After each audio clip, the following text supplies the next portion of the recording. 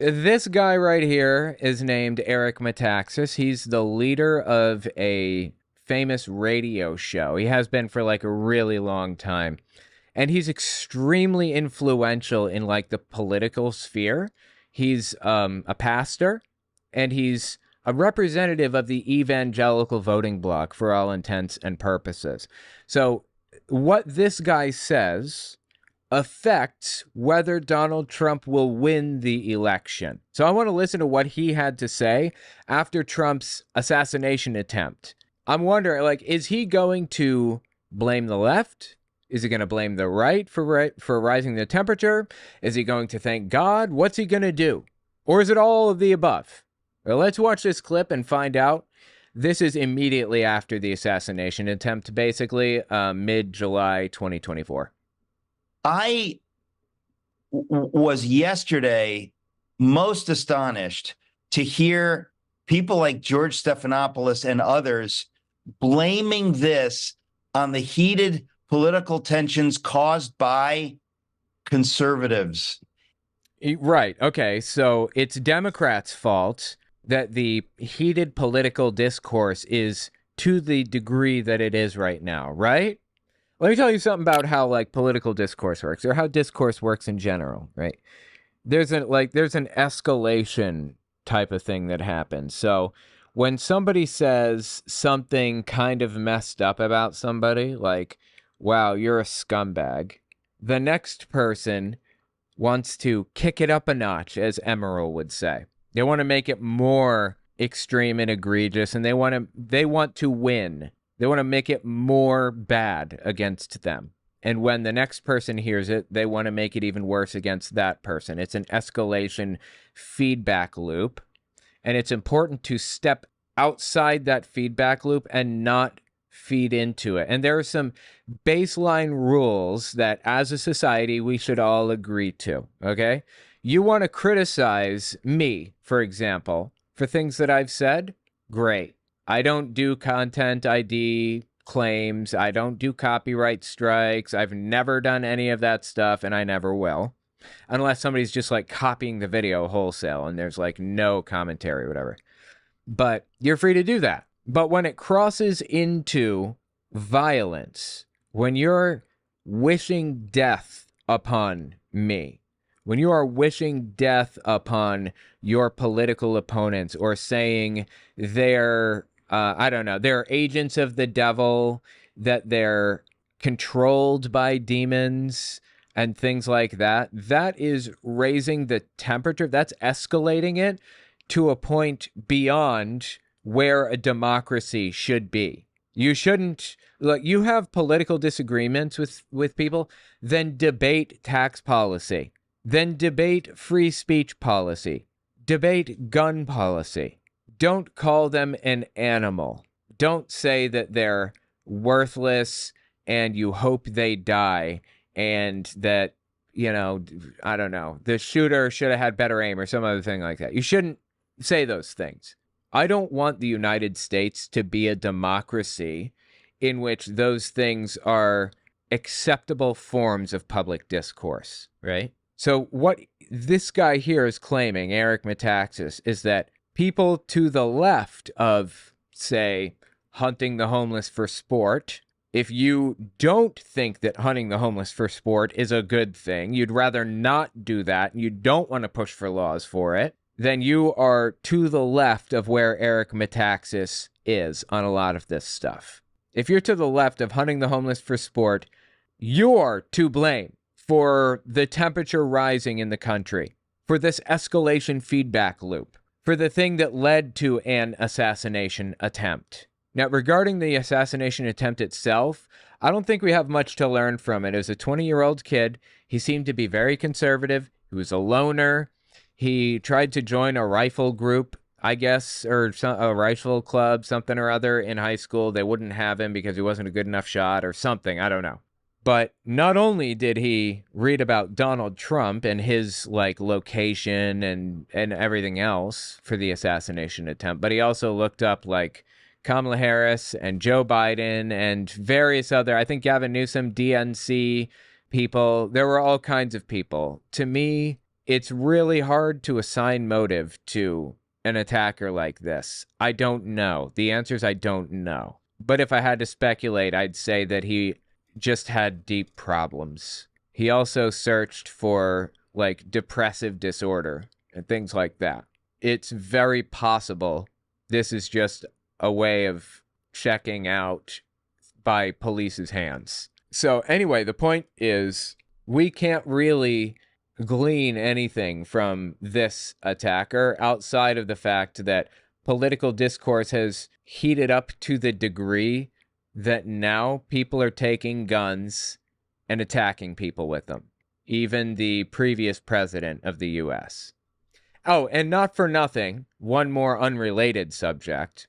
Do you remember what they did when those kids were shot in Uvalde, Texas? Tons of kids attacked, people grabbing them from the windows and pulling them down out of the window to safety and stuff. Police officers standing around for hours at a time while a shooter took out more and more and more. Remember that? Remember what happened on the floor of Congress when that happened?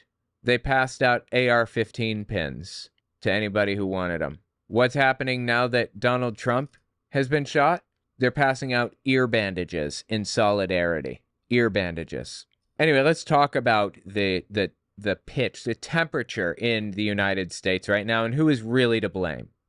By the way, this guy claims to be like some World War II, connoisseur? Is that the right word? Like an expert or whatever. He's completely full of it. I have read so much, it's ridiculous just to disprove the nonsense that comes out of his mouth. So let's listen a little bit more, and we should have an opportunity to debunk some of the nonsense. Quick interjection, this won't take long, I promise. I'd appreciate it if you watched to the end of the video, or at least a couple extra seconds, because YouTube bases its algorithm off of watch time. The more watch time a video has, the further the video will go. Also, take a look at my website, owenmorgan.com. I'm selling my book, Understanding Jehovah's Witnesses, 400 pages, and my second book, 100 Questions for Jehovah's Witnesses, which is about 80 pages. And you can find them both there on the website. Audio form, ebook form, whatever. It's about my experiences within the religion and the history of the religion generally. The 100 questions are intended to challenge your religious leader, so I'd appreciate it if you give it a read. Okay, back to the video. Most despicable gaslighting. I commented on the Salem News Channel yesterday. It's absolutely unbelievable that they have created this division, and when it results in somebody... The left created division, which caused a Republican to take a shot at Donald Trump, okay? Firing bullets at the head of the president, at President Trump, they tried to blame it. George Stephanopoulos said some things. He said that Republicans were to blame for the temperature, the pitch in the United States? Yes, absolutely. Discourse is Republicans' fault right now. You might be able to find like the odd comment here or there from some random people that are weird and questionable and might endorse violence a little bit, I guess. I have a clip collection of, oh my God, I want to know how many I have now. Hold on, let me find out. See if I can find out. How many clips do I have? Count files recursively. I have 7,447 clips in my clip collection. owenmorgan.com/clips if you want access. Not selling you anything, they're 100% free. And I would say like a pretty good portion of those are Republicans finding ways to demonize Democrats to a disturbing degree. So in a second, we're going to just play a few of them. I mean, is there nothing they won't do or say? Here's his co-host responding. These are not human beings that we're dealing with. These are narcissistic, self-motivated, power-grabbing and power-hungry individuals. Okay, this "they're not human beings" thing, that's what we're talking about. At no point in my life, ever, have I said, you are not a human being to anybody. My dad was a truly messed up motherfucker, okay? Truly messed up. And I never said he wasn't a human being. I said he was a dirty human being. I said he was a terrible human being. And even that, that has to be a pretty intense situation for me to even say that. But I never said he wasn't a human being. This kind of rhetoric right here is what we're talking about. Motivated, power-grabbing and power-hungry individuals that need to stay in power by any means necessary, and they've been exposed, and now they don't know how to deal with it. Fascinatingly, they continued to blame the left for this instead of pointing the mirror the other direction. That the left has been utterly unhinged for years now. It's been what? It's roughly 8 years that they have been unbridled in their viciousness and in many cases, pure lies.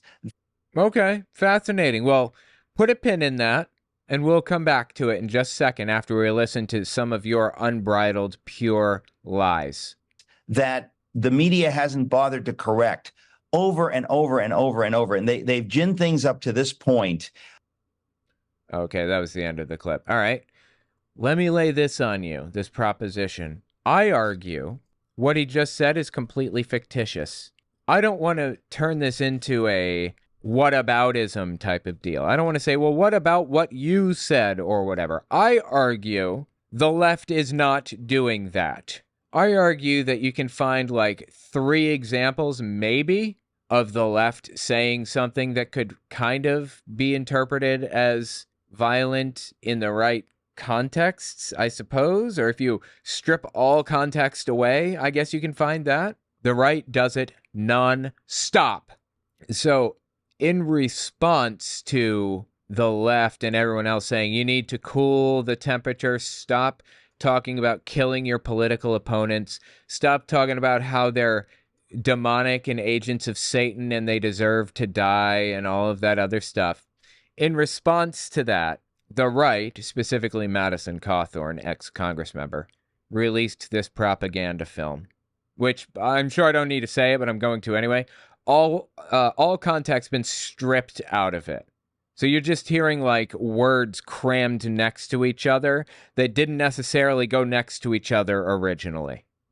I said, no. I said, if we were in high school, I'd take him behind the gym and beat the hell out of him. I will go and take Trump out tonight. Too many. Yeah, that's all removing context. I'm sure you can already tell. Too many see the protests as the problem. Please, show me where it says that protests are supposed to be polite and peaceful. Go. Yeah, so this one, it's actually pretty undeniable that Chris Cuomo said that protests don't need to be peaceful necessarily. I completely disagree. See how easy it is? I just denounced his bad behavior. Boom, and I'm done. I have washed my sins away by saying I denounce that. Protests should be peaceful. And besides all that, Chris Cuomo is not on the left at all. Especially recently, he's been going down this anti-vax RFK Jr. rabbit hole that's just weird to watch and sad. He's turning into a right-winger in front of our eyes, but that's neither here nor there. Let's keep listening to this propaganda film. This is Cory Booker. Go to the Hill today. Get up in the face of some Congress people. And if you see anybody from that cabinet in a restaurant, you get out and you create a crowd. And you push back on them. And you tell them they're not welcome. Oh, okay. Those last 2 things were not calling for violence. They were just saying make your opinion known to people around you. What? How is that violence? Like, that's not endorsing violence at all. Running away from Donald Trump, I think you need to go back and punch him in the face. They go low. There needs to. Okay, I don't know what any of the context is behind this, but there's this picture of, I believe, Kathy Griffin with like Donald Trump's head. It was an art piece. And guess what? She was canceled for that. She had to apologize. Nobody approved of that. Nobody. It was Kathy Griffin, okay? And she regrets it. You cannot use this in your propaganda machine. Go low. There needs to be unrest in the streets for as long as there's unrest in our lives. They're still going to have to go out and put a bullet in Donald Trump, and that's a fact. Okay, I don't know what this context was, again, or even who this person is. But is that really the best they could do? Like, half of those weren't even the left inciting violence. They were just people saying you should make your political views known. Like, what? I thought they'd bust out like a billion examples. So I'll tell you what, let me bust out those examples just from him, just from Eric Metaxas alone. I could go down a rabbit hole and give you an example from 15 different right-wing prominent influencers, including Don Jr. In fact, we'll talk about that one in a minute. But let's just listen to Eric Metaxas for the moment.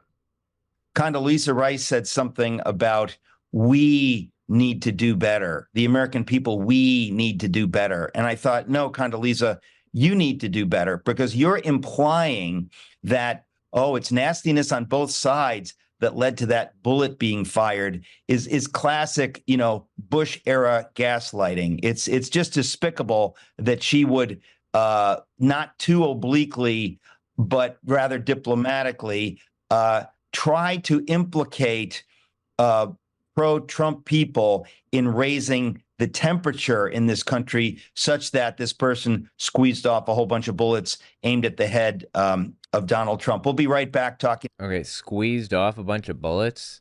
That's a weird way to say it. I guess you could have said pinched off a bunch of bullets. It would have been just as accurate, I suppose. Anyway, so the guy is saying the right is not raising the temperature. The right is not amping up rhetoric, making it more extreme, calling for violence against people. It's the left that's doing that.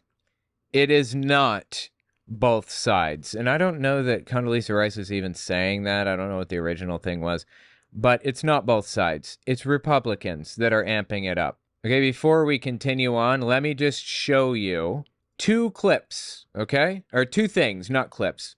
You guys remember when Paul Pelosi was attacked? When that guy, got into his house, was looking for Nancy, but she was, in Congress, I think. And Paul Pelosi was home, and the guy came in the back with a hammer and hammered Paul Pelosi's head in. He survived. Of course, Paul Pelosi did.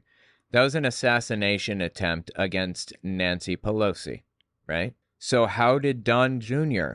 react to that assassination attempt against a political figure? He must have had the most moral outrage ever. This is disgusting. It's evil. We don't want to live in this world. I don't want anything to do with this. This is not associated with my party, right? Some of that stuff. Donald Trump Jr.'s reaction to Paul Pelosi's attack shows exactly how low we have sunk. The attack on Paul Pelosi was terrifying. A man broke into the house of the 82-year-old husband of House Speaker Nancy Pelosi in the middle of the night and hit him with a hammer. Paul Pelosi suffered a fractured skull, among other injuries. The intruder shouted, "Where's Nancy?" Don Jr. appears to think it's funny. Doesn't think it's funny when his dad is attacked. Thinks it's funny when Paul Pelosi is attacked, when there's another political assassination attempt on your political rival. Last Sunday night, Trump Jr. shared an image on social media of a hammer and a pair of underwear, because Paul Pelosi was in underwears at night, and the guy with the hammer just showed up in the middle of the night. Showed a picture of the two things with the words, "Got my Paul Pelosi Halloween costume ready." He wrote, "The internet remains undefeated." That sounds like making fun of somebody's death or somebody's assassination attempt to me. Don Jr. has no place, no right to complain about others laughing at his dad's expense. Now, personally, I'm morally consistent. I don't want to live in a world where assassination is the answer to our problems. So I don't want assassination attempts on Donald Trump or on Paul Pelosi or anybody else, simply on moral grounds. And if that one doesn't grab you, then how about this one? Even if Donald Trump were taken out, he'd be viewed as a martyr to the cause, and all of the MAGA extremists would flock to a new candidate, and it would get even worse, almost certainly. We need to deal with the root issue, not with the person. I mean, yeah, we need to deal with the person, obviously. It's not good for him to be doing that shit, but we shouldn't do it with violence, and we need to convert people, change their minds person to person to person. One at a time is how we do it. In Nazi Germany, there's a denazification movement in the 40s after Hitler lost. Germany was split into two parts, East Germany, West Germany. East Germany is owned by the USSR. West Germany is owned by the United States, basically. It was separated by the Berlin Wall. Both sides had different techniques for denazification. On our side, on the west side of the wall, our attempt at denazification was to ban Nazi flags and symbolism. Yeah, we gave up freedom of speech and any other of those things in the denazification attempt. That's just part of the process. Banned symbolism from Nazis, put the highest ranking Nazis on trial, and posted pictures all over everything. Every telephone pole, every post office, everything had these posters that said, "You did this. You are responsible." Because they didn't want German citizens to get away with blaming others for what happened. They are responsible, was the point. And en masse, they had large groups of people sit down and watch movies of the bodies being shoveled into graves by large equipment, just shoveled into holes in the ground. They were forced to watch death camp laborers, thin as a bone, like thin as a pencil, hadn't eaten in who knows how long, certainly hadn't eaten enough in months maybe, wandering around, barely smiling for a camera. They had to sit there and watch that and recognize, you did this. You made this possible. The point is, I don't think that we're going to be able to do a denazification process the way that Germany did because it violates too many human rights. We won't be able to until the United States government is torn down, which might be, it might be on the horizon. Who knows? But since we're talking about Paul Pelosi and Nancy Pelosi, this right here, David DePape, is the guy that attacked him, Paul Pelosi. He decided to call in to like a radio show to give his thoughts on things. Listen to what DePape had to say. This is the world that we live in, and the world that Don Jr. is laughing at, thinks is hilarious. Unless it's his dad, of course. Okay, so what do you want to say? Because they as you know, they released the video earlier today. Yeah. By the way, this came out in January 27th, 2023. Earlier today. Yeah, I saw that. Yes. What did you want? Thank you for calling me. What did you want? What did you want to tell me? Now that y'all have seen the body cam footage, I have an important message for everyone in America. If you're having a hard time understanding for the audio audience, it says, now that you've all seen the body cam footage, I have an important message for everyone in America. You're welcome. Freedom of liberty isn't dying. It's just being killed systematically and deliberately. You're welcome. The tree of liberty isn't dying. It's being killed systematically and deliberately. The people killing it have names and addresses. So I got their names and addresses so I could pay them a little visit. Have a heart-to-heart chat about their bad behavior. The tree of liberty needs watering. We need men of valor, patriots willing to put their own lives on the line and stand in opposition to tyranny. I would also like to apologize. I want to apologize to everyone. I messed up. What I did was really bad. I'm so sorry. I didn't get more of them. It's my own fault. No one else is to blame. I should have come better prepared. I spent all my time exposing government corruption online, only to have them silence my freedom of speech as quickly as they could. Only to have them silence his freedom of speech as quickly as they could. So he said he spent all his time exposing government corruption online, but was silenced. This is insane. It circumvented the Constitution and private industry. It circumvented the Constitution, private industry. But the ruling class outsources the repression of your civil rights to the private industry. It's called fascism. I'm sorry. It's hard to understand. So for the audio audience, I'm going to read some of these. the ruling class, when it outsources the recession of civil rights to private industry, it's called fascism, okay? I don't even know what that means, but no, it doesn't. We have a different definition for fascism. What the hell is he talking about? Right, the private industry. It's called fascism. I have a lot more to say. I had a website of over 300 pages. Oh boy. That's 300 pages of stuff they don't want you to hear. They're out there. They're trying to shut down my website. I'm in the process of trying to set up a new site out of the reach of tyrannical global homo fascists. And they're Wait, did he say globo homo? Oh, I love that saying. I think he said globo homo. in the process of trying to set up a new site out of the reach of tyrannical global homo fascists. He did. He said globo homo. I love it. Oh my God. I'm not gay, but I identify as a globo homo. It's just a fantastic name. And their internet censors. So yeah, that's the call-in portion or whatever of David DePape after attacking Paul Pelosi. He's proud of what he did, is the bottom line. Lucky for us, he's going to be sitting in jail for like 30-something years minimum. He has a problem. Unfortunately, we live in a country of 325 million people or something, and something like 0.01% or whatever are like him. Are psychotic, are radicalized with right-wing ideology, are loner types, have tortured small animals in their childhood, and have access to guns, those types of people. I mean, standard profile for like school shooters, for example. 0.01% of 325 million is 3,250,000. 3 million. So in the United States, there could be as many as 3 million David DePapes out there who are engaged in politics, paying attention, who care. Now, tell me again there, sir, Eric Metaxas, how it's the left that's ramping up the rhetoric. I will reiterate, somebody on the left, I denounce all violence. All violence. This clip is from mid-August 2022.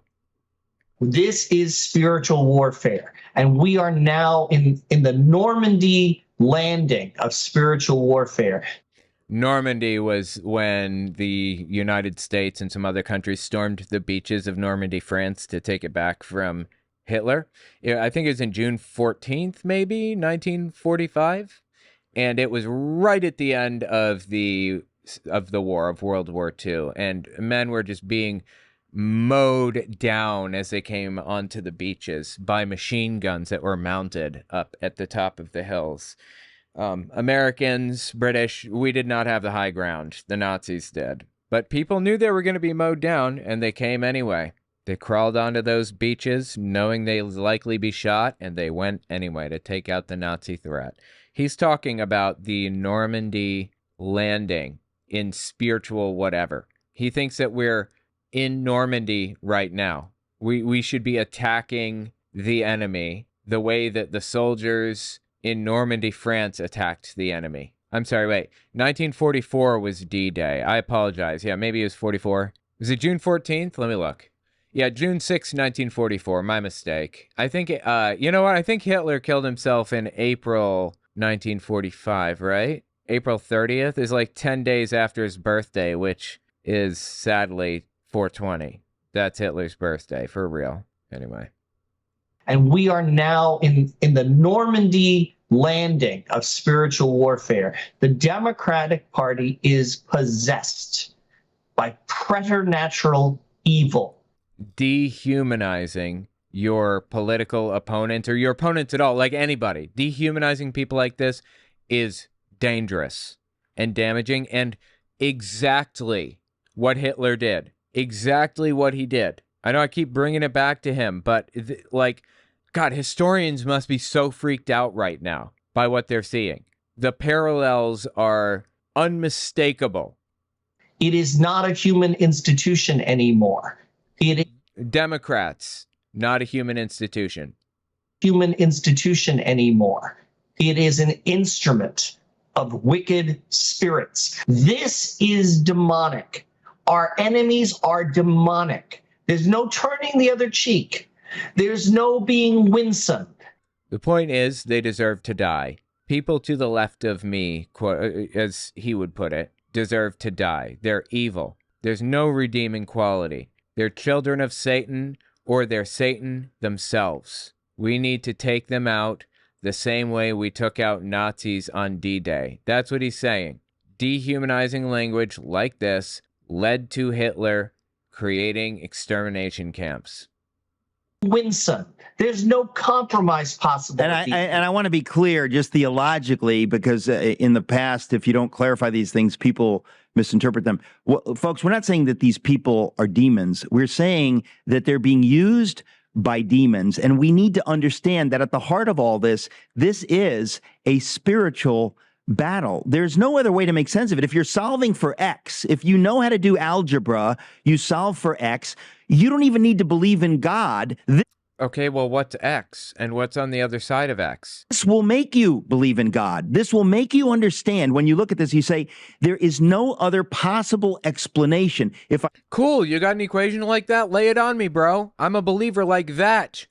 It'd take me literally 30 seconds to believe if you present it to me. Give me the math equation. Connect all the dots.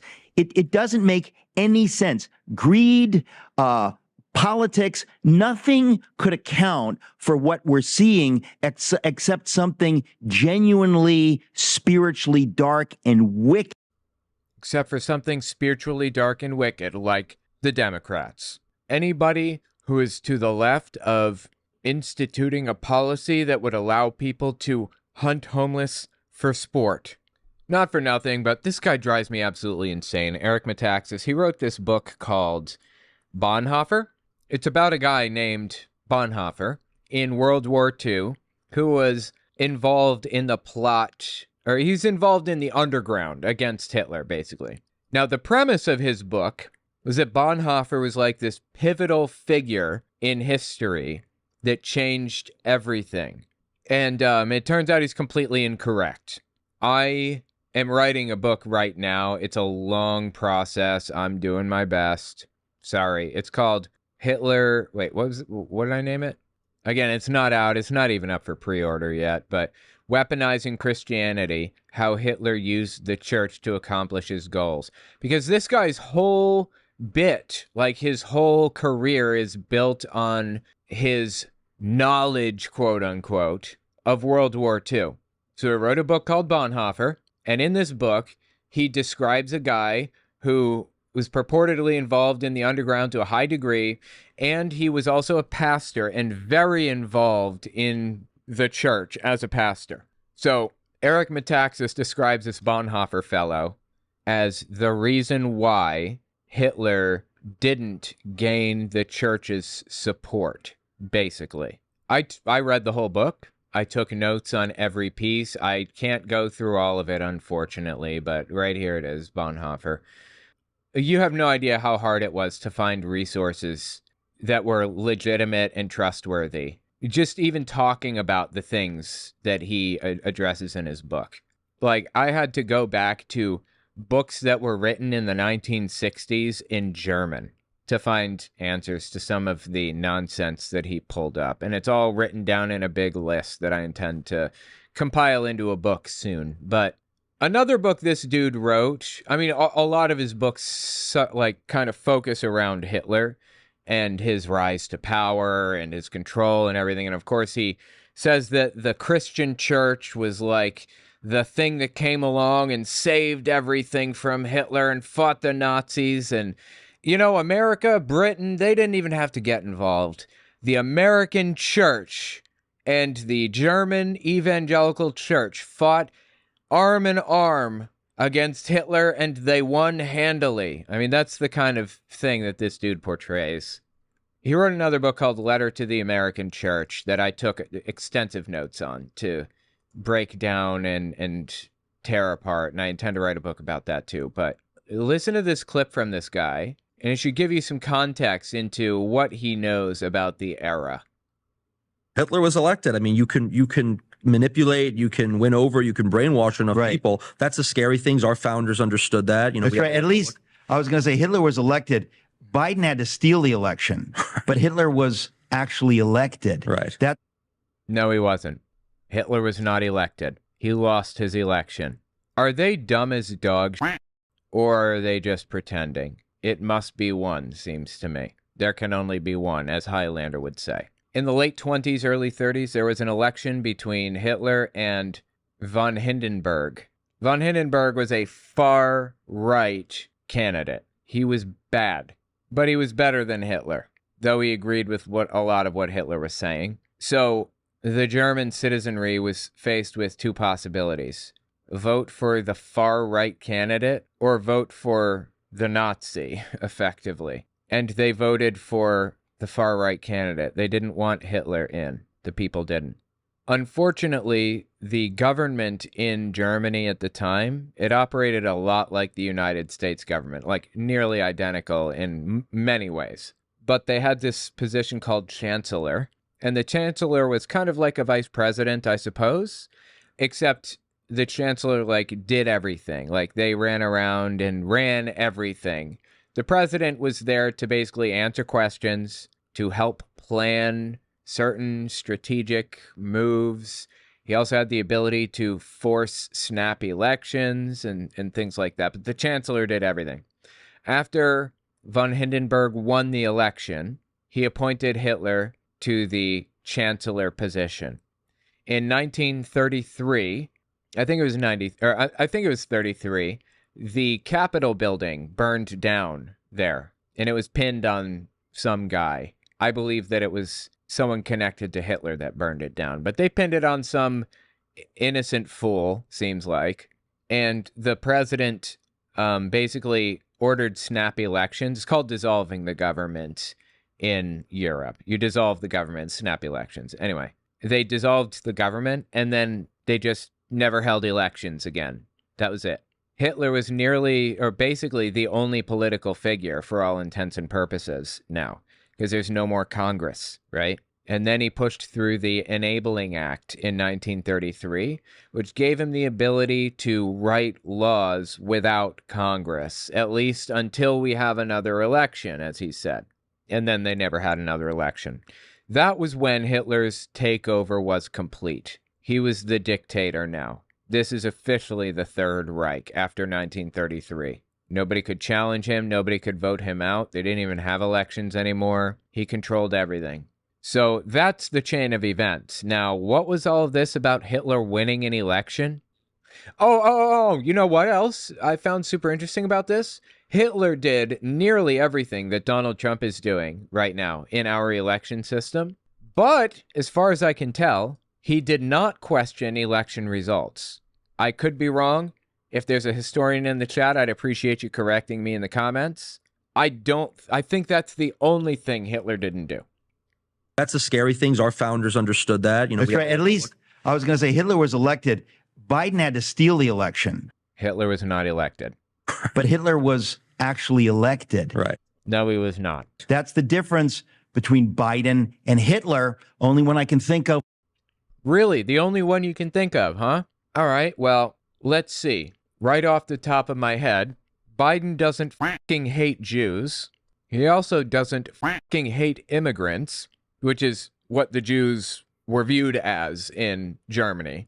So they whipped people into a blood frenzy over Jews because they're immigrants. They don't belong in Germany. Biden also didn't lose his election, and he didn't dissolve the government and create the Enabling Act. We kind of have an Enabling Act right now through executive orders, but the executive orders can be challenged by the Supreme Court. That's one of the checks and balances. That didn't exist in the same way in Germany at the time.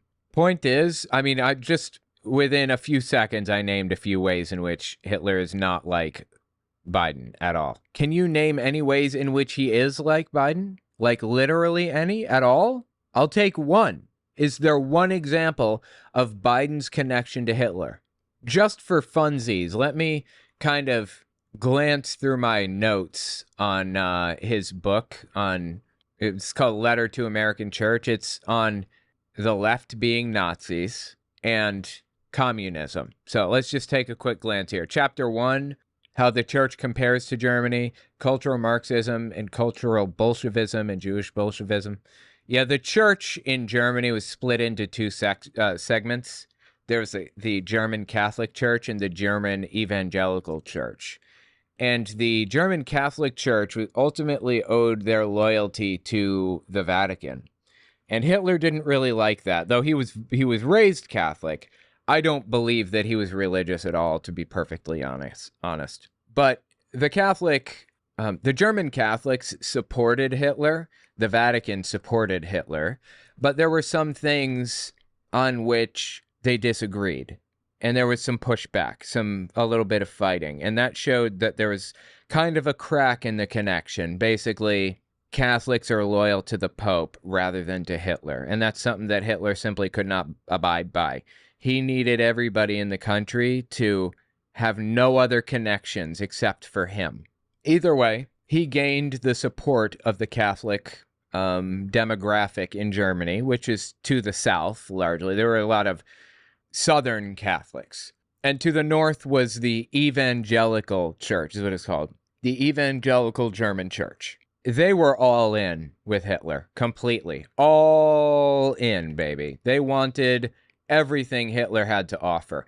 And he used to do things like, he would never specifically, or not usually, specifically talk about religion openly. It was more like he would use religious tropes and archetypes in his language. Like, he would say, when I was a young boy, I believed that Germany would be great one day. And they used to make fun of me. They used to say, oh, you think you're a prophet. Well, it turns out I am a prophet today.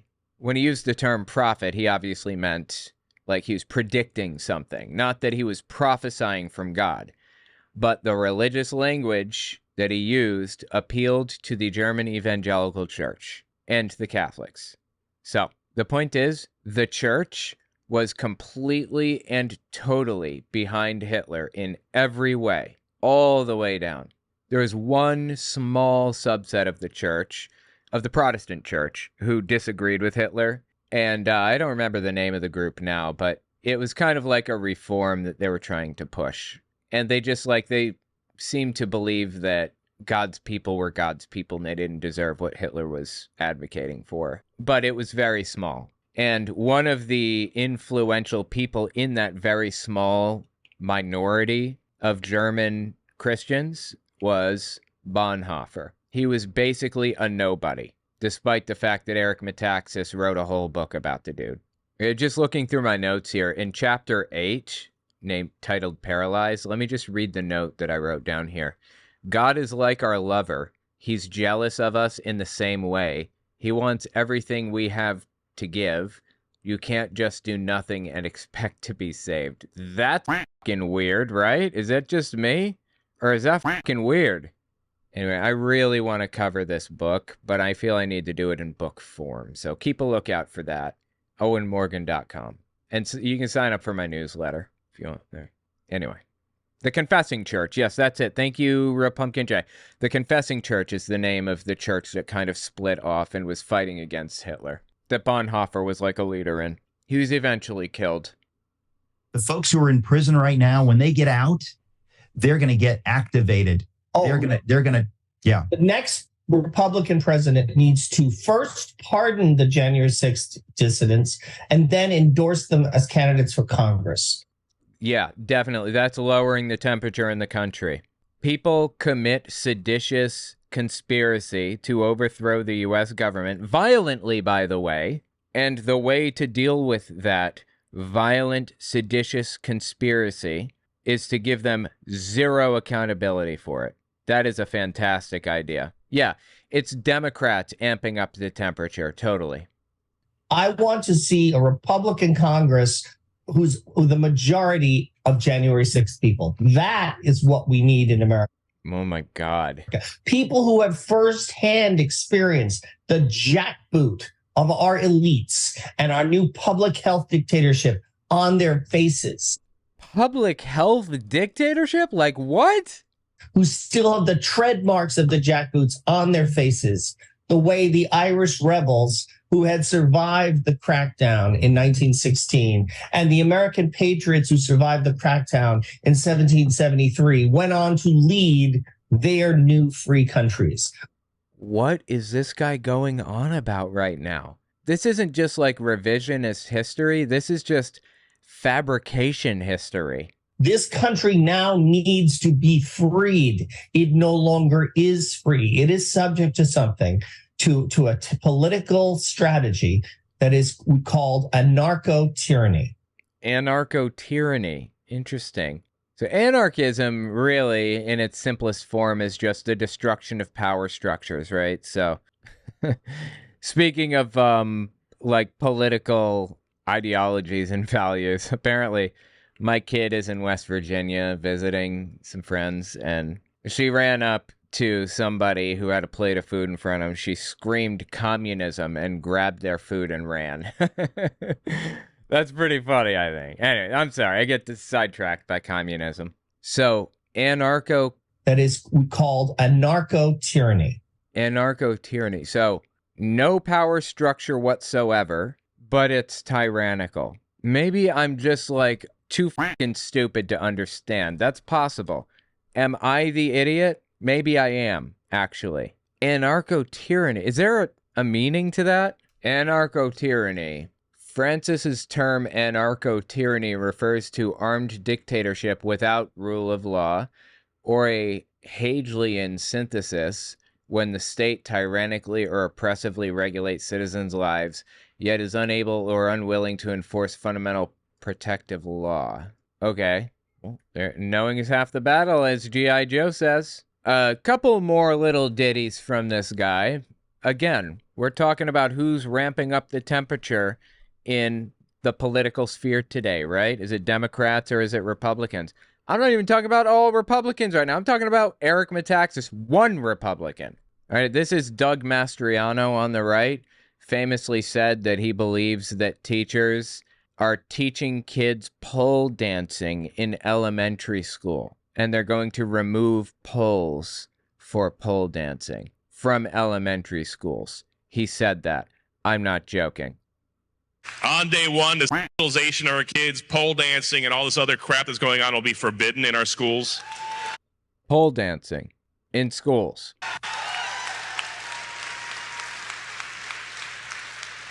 On day one, all the graphic books that are in elementary schools will be pulled out. Brother, that's fictitious, okay? That's not happening. Anyway, he lost his election handily. Sadly, he still had millions of votes. So Metaxas gets this dude on to talk about just crazy. Listen to this. Well, people like Josh Shapiro, you know, I will say it, you can't, but he's a villain. You can't say it. Shapiro's who Mastriano is running against. He's the governor of Pennsylvania. He's focusing on things that are monstrous. This is... Why couldn't Mastriano say that his political opponent is evil or whatever? Again, ramping up the rhetoric, just pointing that out. But, like, what's the problem with that? Of course he's allowed to say that. He's focusing on things that are monstrous. This is not, well, we differ. This is evil, ladies and gentlemen, and you have a vote. And if you don't tell everyone you know in the state of Pennsylvania to vote for Doug Mastriano and against Josh Shapiro, you are aiding and abetting a horror story. People are being murdered. If you ever meet someone who has had a loved one murdered, it doesn't get worse when the government cannot protect us from violent crime. That's okay. Now let me ask you a question. All right. Let's say that you're walking down the street and you have a gun on your hip, fully loaded, 357 Magnum, no safety. It's cocked and ready to go. And you see a man stealing a woman's purse. Now, that doesn't justify pulling a gun necessarily. That's theft, okay? And then you see him pull out a knife and stab her 16 times to death. In the process of trying to save her, you gun the guy down.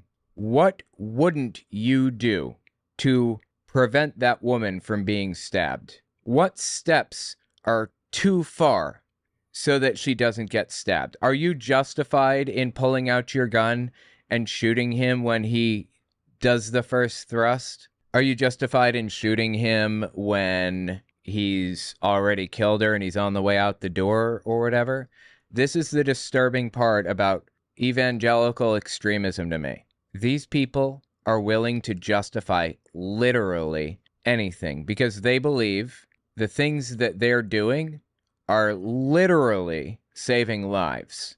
Like, people will die if they do not do these things. Someone's hanging off of a cliff by a branch and there's a hardware store nearby. Are you not justified in stealing a ladder or a rope to run out the door and toss it down to the person? Is that not justified? Of course it's justified, morally.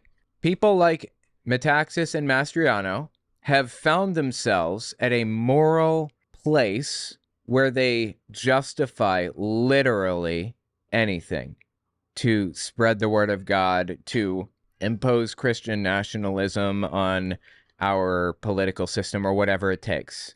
They're willing to kill or be killed to make it happen.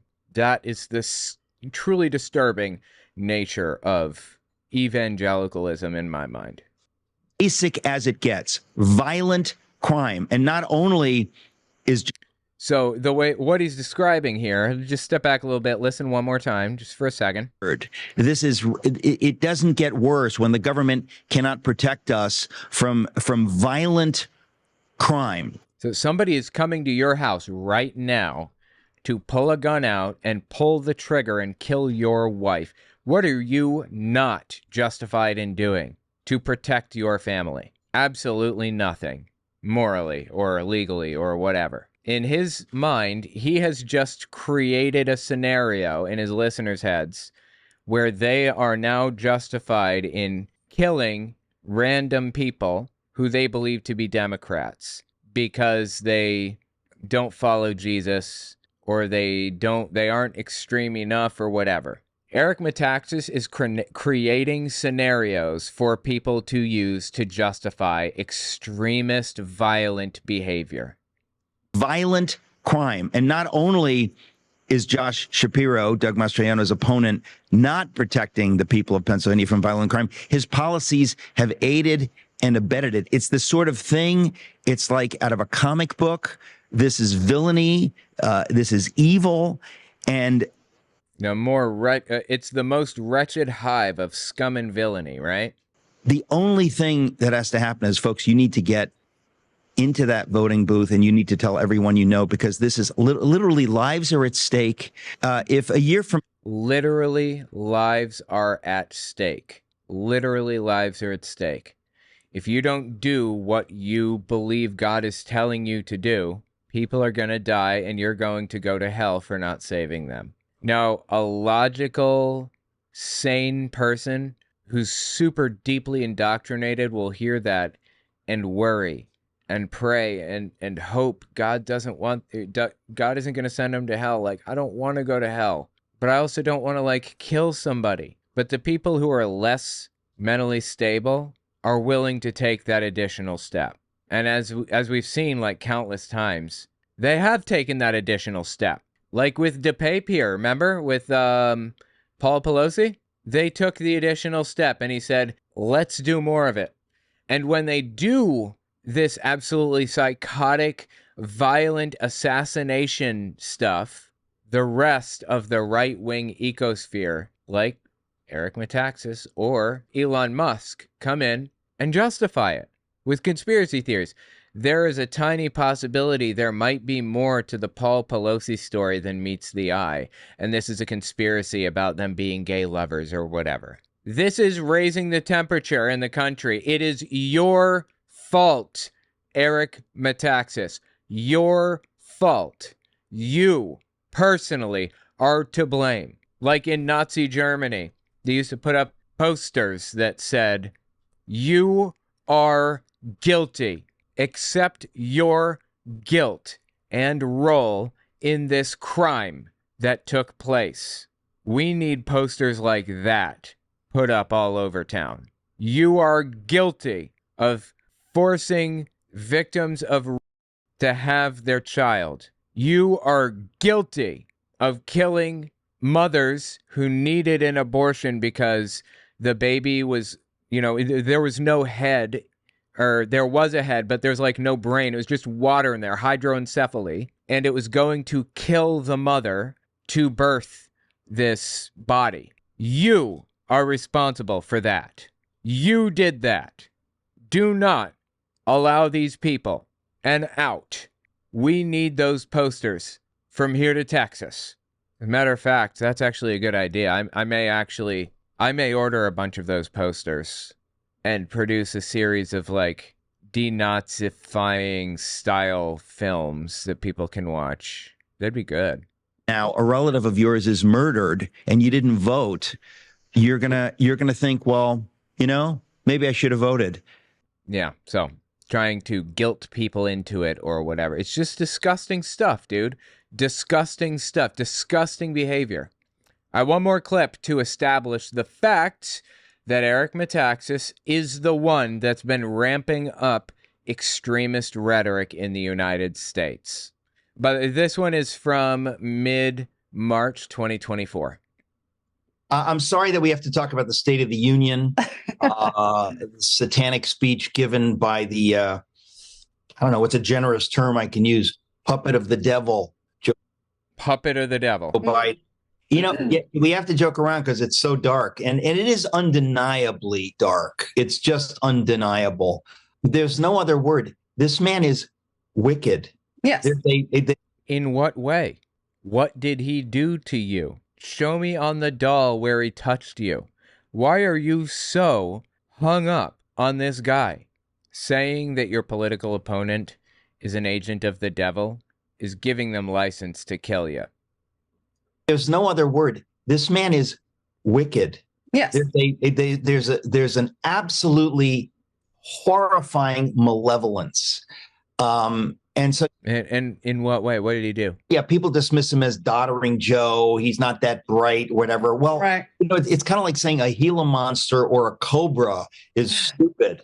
Yeah, they're stupid and very, very, very dangerous. They can kill you. How did he do it? What's the problem? How is he dangerous? How can he kill people or whatever? What are you talking about?